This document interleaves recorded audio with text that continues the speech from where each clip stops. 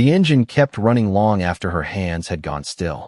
Catherine Hale sat behind the wheel, her fingers resting lightly against the leather, not gripping, not steering, just there as if they had forgotten their purpose. The dashboard clock shifted from 9:12 to 9:13 without urgency. Her phone lit up in the cup holder, a soft rectangle of white against the dim interior. An unknown number. It rang once. Stopped. The screen dimmed, then went black. She did not pick it up, did not turn it over. The air inside the car had grown stale, faintly warm, carrying the lingering scent of her perfume and something sharper underneath, like metal cooling too slowly. A car door slammed somewhere across the garage, the sound echoing up the concrete columns before dissolving into the low hum of fluorescent lights. She exhaled, but it came out uneven, catching slightly halfway through as if her body had forgotten the rhythm. Her thumb moved, almost absently, brushing the edge of the steering wheel in a slow, repetitive arc. Back and forth, back and forth. The motion had no clear beginning, no end. The engine idled, a quiet vibration under her feet, steady enough to feel, but not enough to demand attention. Outside, the garage stretched in long rows of parked vehicles, most of them dark, a few reflecting the overhead lights in dull strips. Near the far wall, a folding chair sat beside a small utility cart. A man leaned back in it, one leg extended, the other bent, a paper cup resting loosely in his hand. Elijah Brooks did not look toward her. His gaze stayed somewhere ahead, unfixed, as if he were listening to the space rather than watching it. The steam from his coffee had already thinned into nothing. He shifted once, adjusting the heel of his boot against the concrete, then settled again. Catherine's phone lit up a second time. No call this time. Just the screen waking, then dimming, like it had changed its mind. She watched it happen without reaching. Her shoulders sank a fraction deeper into the seat. A flicker from one of the overhead lights stuttered briefly, then steadied. The interruption was small, almost unnoticeable, but her eyes lifted toward it and stayed there a second longer than necessary. When she looked back down, her hand had stopped moving. It hovered mid-arc, fingers suspended just above the wheel. For a moment, nothing in the car moved at all. Then, slowly, her hand lowered, not back to where it started, but slightly off-center, as if the motion had lost its place. The engine continued its quiet hum. In the distance, Elijah tilted his cup, taking a measured sip, then set it down beside him on the concrete floor. He did not look at the car. He did not check the time. He remained where he was, part of the stillness, steady and unremarkable. Catherine sat with the engine running and nowhere to go, the space around her stretching wider than it should have, holding the silence without offering anything back. The engine sound softened as her foot eased off the pressure without fully deciding to turn it off. Catherine shifted slightly in her seat, her shoulder brushing the door as if testing the edge of the space. The air felt thicker now, or maybe just more noticeable. She reached for her phone, not to answer anything, just to move it, placing it flat on the passenger seat where it faced downward, out of sight, but not out of reach. The small action lingered longer than it needed to, her hand resting there for a beat before returning to her lap. Somewhere across the garage, rubber wheels rolled slowly over concrete. A quiet, steady sound. Not rushed, not hesitant.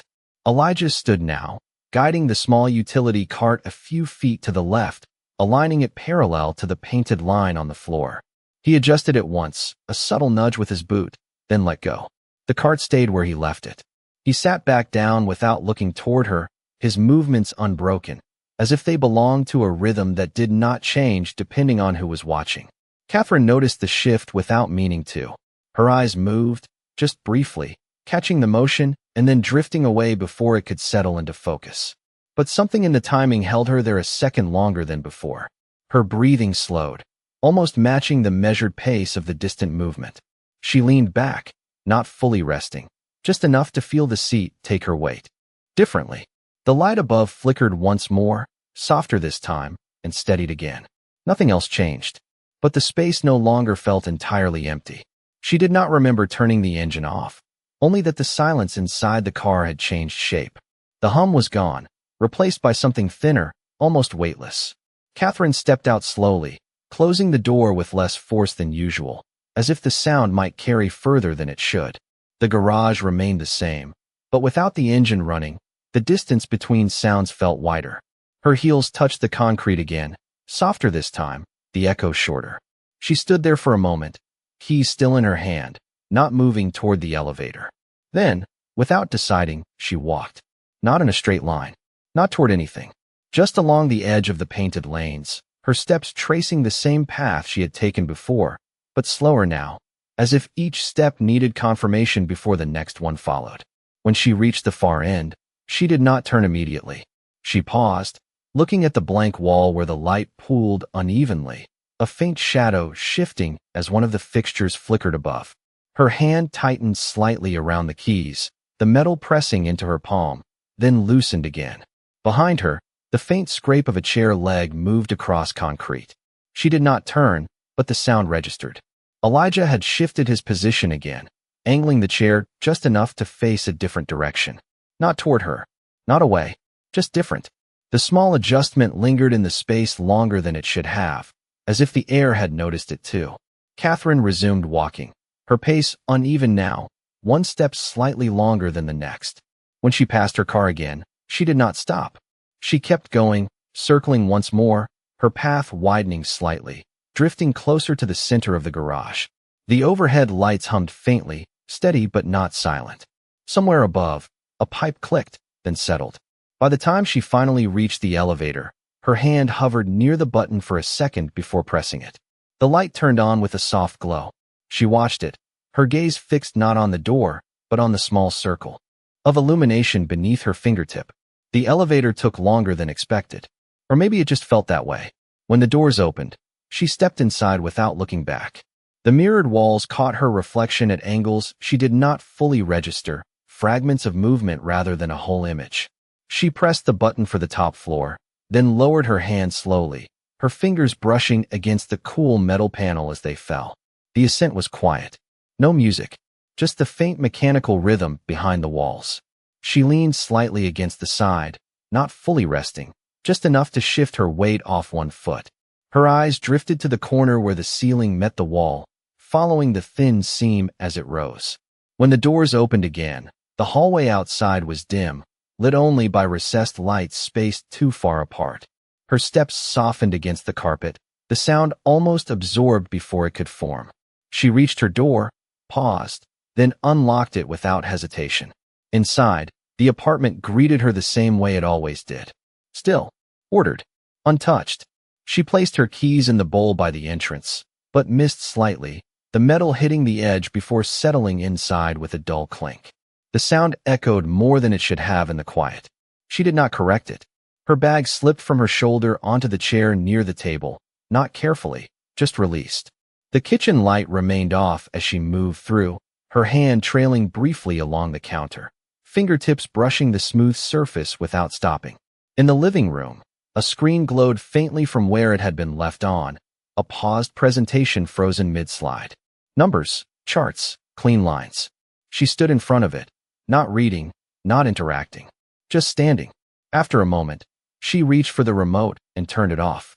The room dimmed further, the remaining light coming from the city beyond the windows. She walked toward it, her reflection appearing faintly against the glass before giving way to the view outside. Cars moved below in steady lines, headlights tracing patterns she did not follow. She rested her hand lightly against the window, the glass cool against her skin. Her breath fogged a small patch, then faded. Behind her, the apartment remained unchanged. Nothing out of place, nothing asking for her attention. She stayed there longer than she intended, watching without focusing, until the shape of the garage returned briefly to her mind. The quiet cart, the measured movement, the chair shifting just enough to be noticed. It passed quickly, not forming into a thought, just a trace of something steady in contrast to the stillness around her. She lowered her hand from the glass and turned away, moving deeper into the apartment without turning on a single light. The next evening arrived without announcement, slipping into place the way the night before had ended, quiet and without resistance. Catherine stood in her apartment a moment longer than necessary before leaving, her hand resting on the back of the chair where she had dropped her bag. The fabric had not been moved. Nothing in the room had shifted. She picked up her keys more carefully this time, aligning them in her palm before walking out, the door closing behind her with a softer click. The elevator ride down felt shorter, though the numbers changed at the same pace. When the doors opened to the garage, the air met her differently, cooler, carrying that faint hum she had begun to recognize. She stepped out, her pace neither rushed nor slow, just measured, as if her body had found a rhythm it did not need to think about. Her car was where she left it, the space around it unchanged. She unlocked it, opened the door, then paused before getting in. Her hand remained on the frame, fingers lightly curved around the edge. After a second, she closed the door again without entering. The sound echoed briefly, then settled.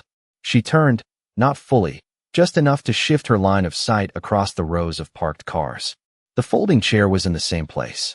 Elijah sat in it, one arm resting on his knee, the other holding the paper cup, now replaced with a fresh one. Steam rose faintly, visible only when it passed through the overhead light. He was not looking at her. His gaze stayed forward, steady, as if anchored to something beyond the immediate space. A small radio sat on the ground. Beside him, low enough that it blended into the background, a soft murmur of voices and distant music that never fully formed into a song. Catherine's attention lingered there a fraction longer than before. Not fixed, not searching, just aware. She shifted her weight from one foot to the other, the heel of her shoe pressing lightly into the concrete before lifting again. Her breathing adjusted, slower now, matching something she could not quite name. She walked, but not in the same wide circle as before. This time her path curved closer to the center, narrowing the distance without intention. As she passed the row nearest to where Elijah sat, her steps softened, almost unconsciously, the sound of her heels dulling against a section of the floor where the surface had worn smooth.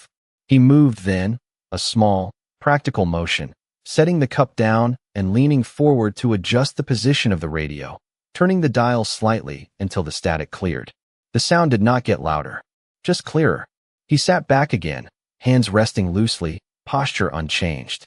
Catherine's gaze dipped briefly toward the ground near him, catching the edge of the cart, the straight line of its handle aligned with the painted stripe beneath it. The precision of it held for a second before she looked away.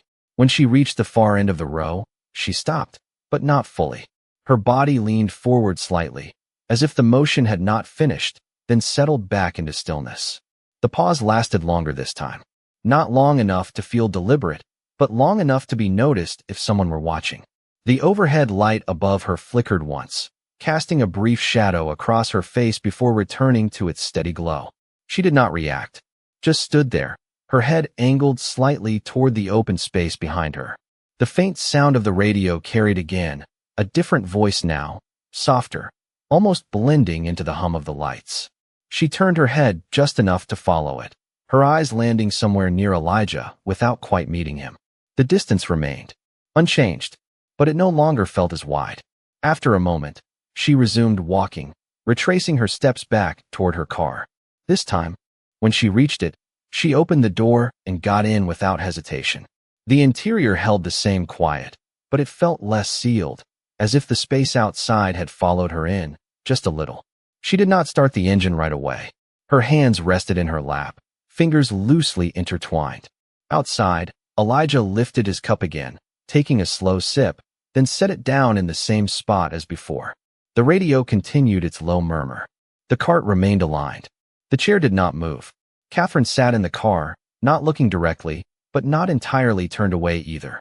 And in the stillness, something small had shifted, not enough to name, not enough to hold, but enough that the silence no longer felt exactly the same. The pattern did not announce itself. It settled quietly, night after night, until it began to feel less like a choice and more like a place her body returned to without asking. Catherine pulled into the same spot, the tires rolling to a stop with a familiarity that required no correction. This time, she turned the engine off immediately. The silence that followed arrived clean, not abrupt, as if she had been expecting it. Her hands remained on the wheel for a moment, fingers resting lightly, then sliding off with a small, controlled movement. She reached for her phone, paused halfway, and let her hand drop instead, leaving the device where it was. Outside, the garage held its usual stillness, but the edges of it felt more defined now, like a room she had begun to recognize by shape rather than emptiness. When she stepped out, she did not linger by the door. She closed it gently and stood beside the car, her posture settling without the slight hesitation from before. Her gaze moved across the space with less drift, landing more deliberately, though not searching for anything in particular. The folding chair was there, the cart aligned, the small radio resting near the base, its sound low but steady. Elijah sat in the same position, though his weight had shifted slightly forward, his elbows resting closer to his knees. In his hands, a folded cloth moved in small, methodical motions, smoothing and refolding, not hurried, not idle, just something to occupy the space between moments. He did not look toward her. The rhythm of his hands did not change. Catherine noticed it anyway. The repetition, the consistency. Her steps adjusted without intention, angling slightly closer to the row where he sat. Not enough to break distance, just enough to change the line of her path. The sound of her heels softened again as she crossed the worn section of concrete, the echo dulling into something quieter, almost absorbed. She slowed there, just a fraction, her pace stretching a beat longer between steps. The radio shifted from one voice to another, a brief crackle before settling into a clearer tone. Elijah reached down, turned the dial a notch, then let his hand rest there for a second before pulling it back. The motion was small, but it held its own space, clean and finished.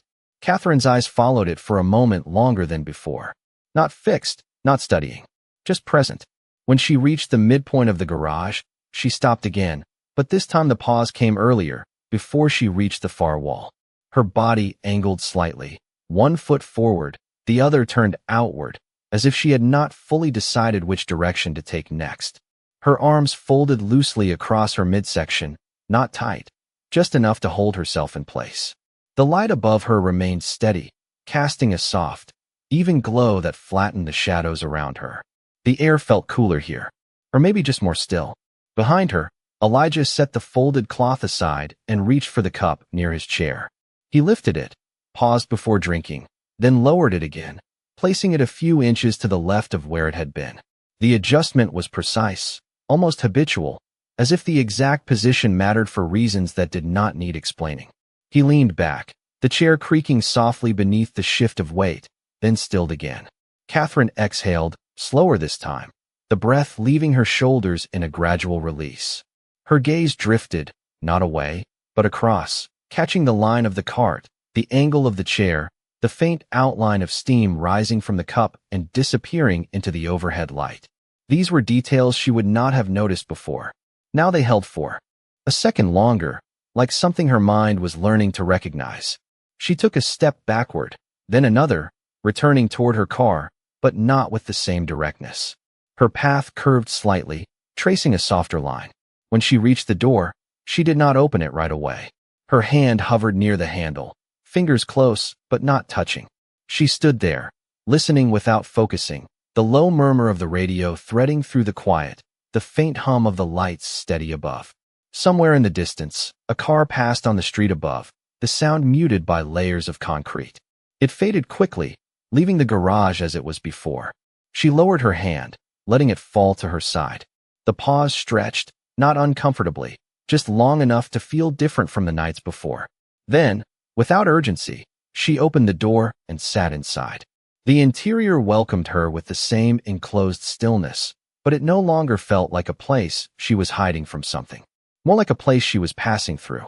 She did not reach for the ignition. Instead, she leaned back slightly, her head resting against the seat, her gaze angled toward the windshield but not fixed on anything beyond it. Outside, Elijah remained where he was, his posture unchanged, his presence steady. After a moment, he reached down and picked up the cloth again, unfolding it once more, smoothing it with the same measured motion. The repetition continued, unbroken. Catherine watched the faint movement through the glass, not directly, not deliberately, but enough to register the pattern. Her breathing settled into a slower rhythm, matching something outside the car rather than within it. Time moved, though it did not feel like it.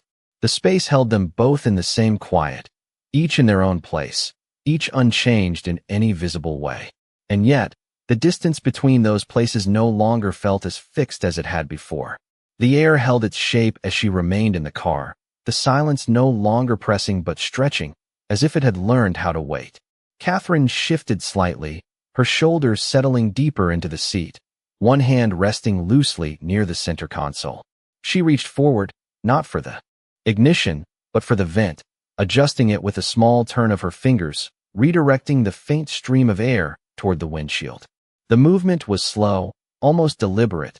Then her hand paused there, fingertips resting against the plastic edge before withdrawing. Outside, the rhythm continued unchanged.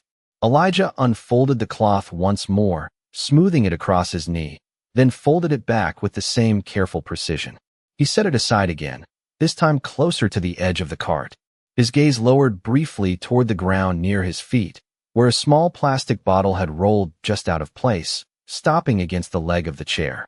He nudged it lightly with his boot, but it did not settle where he intended. It shifted again, rotating slowly until it rested at an angle, half in shadow. He watched it for a second, not correcting it immediately. Then, with a quiet exhale, he leaned forward, reaching down to pick it up. The motion was unhurried, steady, as if it belonged to the same pattern as everything else he did. When he stood, he did not return to the chair right away. Instead, he walked a few steps toward the center of the garage, the bottle still in his hand. His path curved slightly, bringing him closer to Catherine's car without directing his attention toward it. He stopped near a support column where a small recycling bin stood, its lid slightly ajar. He dropped the bottle in, the soft hollow sound barely carrying beyond the immediate space.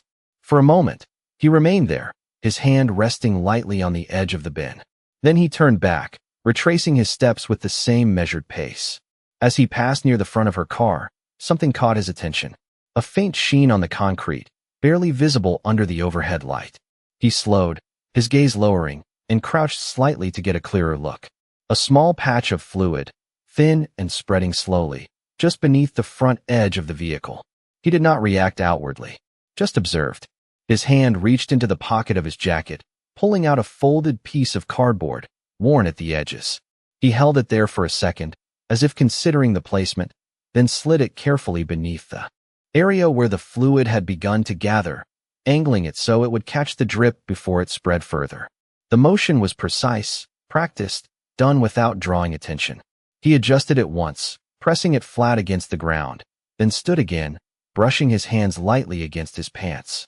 Catherine noticed the shift not through the action itself, but through the change in rhythm. The movement outside her car had altered, just enough to register. Her gaze lifted, drifting toward the front without fully focusing. She leaned forward slightly, her posture changing as her eyes traced the line of the hood, then lowered toward the ground where Elijah had just been. The cardboard was there now, a quiet interruption in the otherwise bare concrete. She did not open the door, did not step out. Her hand moved instead, resting on the steering wheel again, but this time her fingers did not repeat the same absent motion. They stayed still, lightly curved against the surface. Outside, Elijah had already returned to his chair, lowering himself back into it with the same controlled ease. He reached for the cup, lifted it, and took a slow sip, his gaze settling forward once more as if nothing had shifted. The radio murmured softly, the sound threading through the space without rising above it. Catherine remained where she was, her breathing slowing again, but not in the same pattern as before. There was a slight pause now between each inhale and exhale, as if something had interrupted the rhythm just enough to be noticed. Her eyes returned once more to the front of the car, lingering for a second longer this time, then drifting back to the empty space ahead. The garage held its quiet, unchanged on the surface, but the moment stretched differently now, anchored by something small and visible, something that had not been there before. Her hand did not move toward the ignition this time. It stayed where it was, resting lightly against the wheel, fingers no longer searching for something to do. Catherine leaned forward instead, just slightly, enough for her line of sight to shift past the hood of the car and settle again on the ground where the cardboard had been placed. The edge of it had already darkened in one corner, a small, uneven stain spreading outward in slow, quiet patience. It was not dramatic, not urgent, just there, doing exactly what it had been meant to do. She watched it longer than she needed to, then longer than that. Her breath came in, paused, and left a fraction slower. Outside, nothing had changed in any obvious way. Elijah sat where he had been, the same posture, the same steady rhythm. He reached for the cloth again, folding it once, twice, pressing the crease with his thumb before setting it down. The radio murmured on, a different voice now, clearer than before, the words almost forming into something recognizable before dissolving again into background sound. Catherine's hand lifted from the wheel and moved toward the door handle. She did not open it immediately. Her fingers rested there, feeling the cool metal, adjusting their position once before settling. Then, without hesitation, she pushed the door open and stepped out. The sound of it closing behind her was soft, controlled. She did not walk away from the car right away. Instead, she moved toward the front, her steps slower, more deliberate than before. When she reached the edge of the hood, she stopped, looking down at the cardboard. The stain had spread slightly, but it remained contained, held within the boundary that had been placed there. She shifted her weight, one foot angling inward, her posture lowering just a fraction as if considering something closer than before. Her hand hovered near the edge of the hood, not touching, just suspended there for a second before dropping back to her side. The space around her felt different now, not quieter, just less heavy. The hum of the lights seemed more even, the faint sound of the radio no longer distant, but present. She took a step back, then another, creating a small distance between herself and the car, but not returning to the wide, wandering path she had followed before. Instead, she remained within that smaller space, her movements contained, her attention no longer drifting as far.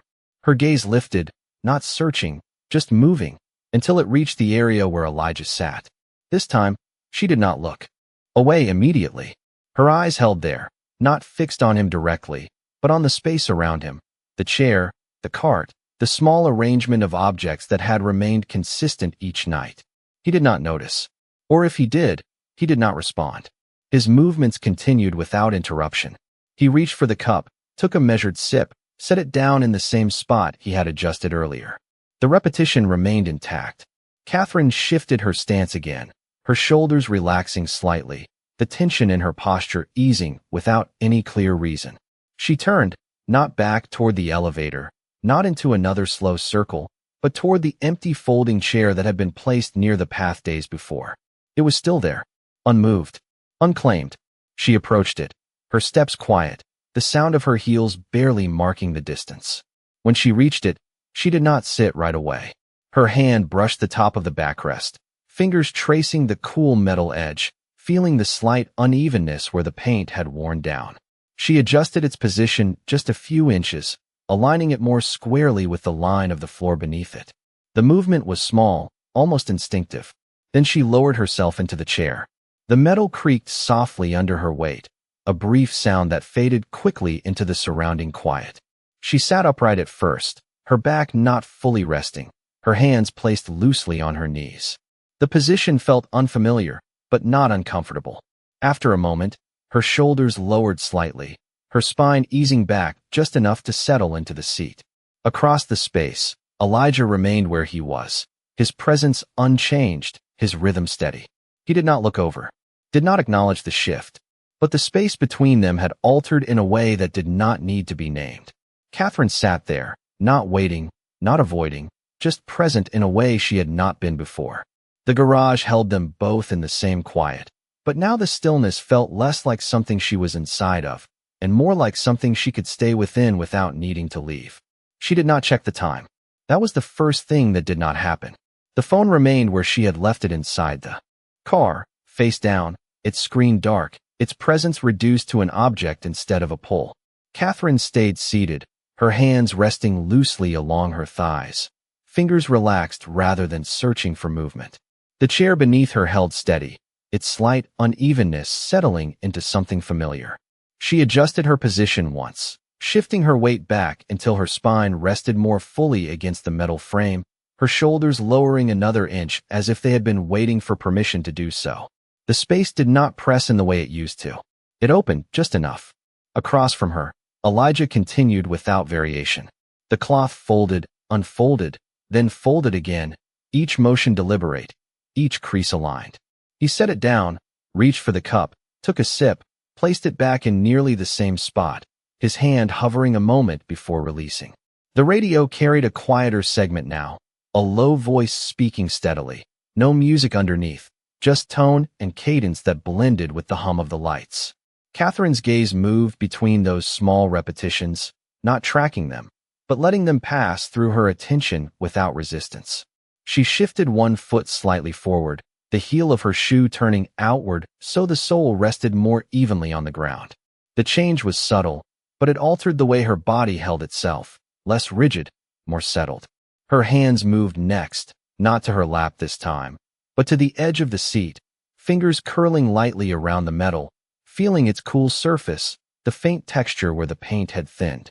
She did not hold it tightly, just enough to notice. A car passed above, its tires muffled by layers of concrete, the sound rolling through and fading without interruption. She listened to it as it disappeared, then returned to the quiet without needing to fill it. Her head turned slightly, not toward Elijah directly, but enough to bring him into the edge of her vision. He stood this time, not abruptly, just a gradual shift upward, reaching for the cart to move it a few inches back into alignment with the painted line beneath it. The wheels rolled softly, stopping with a muted click as they settled into place. He checked it once, a small glance downward, then released the handle and returned to the chair. The motion left no trace except the precision of where things now rested. Catherine noticed that, not the act itself, but the way everything seemed to return to a quiet order without effort. She let her gaze drift down to the floor between them, following the faint marks where the cart had been before, then where it stood now. The difference was slight, but it stayed with her longer than expected. She leaned forward a fraction, then back again, testing the space in a way that did not feel like hesitation. Her breathing slowed further, settling into a rhythm that no longer felt interrupted. Time moved, but without the same weight. Minutes passed without needing to be measured. The overhead lights held steady, their hum consistent, almost even. The radio voice softened, then shifted again, replaced by a brief stretch of instrumental sound, low and unobtrusive. Catherine's shoulders eased another degree, her posture no longer held in quiet tension, but resting into itself. She did not look at the elevator, did not glance toward the exit. The habit of leaving did not return. Instead, she remained where she was, letting the space hold her without needing to resist it. After a while, she adjusted the chair again, not to reposition it entirely, but to angle it slightly differently, turning it a few degrees toward the open space rather than directly toward her car. The movement was small, careful, as if aligning something she could not fully name. She settled back into it, her hands returning to rest, her gaze softening into the distance ahead. Across from her, Elijah continued as he had, unchanged, his presence steady, unremarkable in the way it did not demand attention. But the rhythm of the space had shifted around him, or perhaps around her. The silence no longer stretched thin. It held, and within it, she stayed, not because she had nowhere else to go, but because for the first time in a long while, leaving did not feel necessary. She did not notice when the radio shifted into a softer station, only that the sound no longer felt like something passing through, but something settling into the space. Catherine remained seated, her posture no longer adjusting, no longer searching for a more comfortable position. It had already found one. Her hands rested loosely, one on the edge of the chair, the other along her thigh, fingers still, not waiting for the next movement. Across the garage, Elijah continued as he always had, folding the cloth once more, placing it down, reaching for his cup, the sequence unbroken, unhurried. Nothing about him had changed. That was the point. Catherine leaned forward slightly, just enough to place both feet flat against the ground, her weight shifting evenly. The motion was small, but it carried through her body differently now, grounded instead of paused. She looked toward her car, the same car that had held her in place night after night, engine running, time passing without direction. The cardboard beneath it remained, catching the slow, quiet drip, doing its job without drawing attention. She watched it for a moment, then stood. Not abruptly, not delayed, just stood. The chair creaked softly as it released her weight, the sound brief and contained. She turned toward the car, her steps steady, no longer tracing curves or hesitations. When she reached the door, She opened it and paused, but only for a breath, not for minutes, not for avoidance. Her hand moved to the inside of the car, reaching past the steering wheel, not for the ignition, but for her phone. She picked it up, turning it over in her hand once before slipping it into her bag. The motion was simple, but it closed something that had been left open before. She stepped back out and closed the door again, this time with a quiet finality. Her hand rested briefly on the roof of the car, fingertips pressing lightly against the cool surface, then lifting away. She turned, not toward the path she had been circling, but toward the elevator. Her steps were measured, but no longer searching, each one placed without adjustment. The sound of her heels carried softly across the concrete, no longer echoing as sharply as before. Behind her, Elijah remained seated, his presence unchanged, his rhythm intact. He did not look up, did not follow her movement. The space did not ask him to. Catherine reached the elevator and pressed the button once. The light came on immediately. She did not watch it this time. Her gaze stayed forward, her shoulders relaxed, her breathing even. When the doors opened, she stepped inside without hesitation. The mirrored walls caught her reflection again, but this time it held together, not fragmented by angles or movement. She stood still, centered, her hands resting at her sides. As the doors closed, the garage remained behind her, unchanged on the surface, but no longer the same place she had been avoiding. Down below, the radio continued its low murmur. The cart stayed aligned. The chair remained where she had left it, slightly angled, no longer perfectly parallel. Elijah reached for his cup again, lifting it in the same steady motion, the steam faint under the light. The cardboard beneath the car held its place, catching what it needed to catch. The elevator moved upward, quiet and smooth, carrying her away without resistance. If a place like that ever found you when you did not know where to go, maybe you understand. Follow for more stories like this.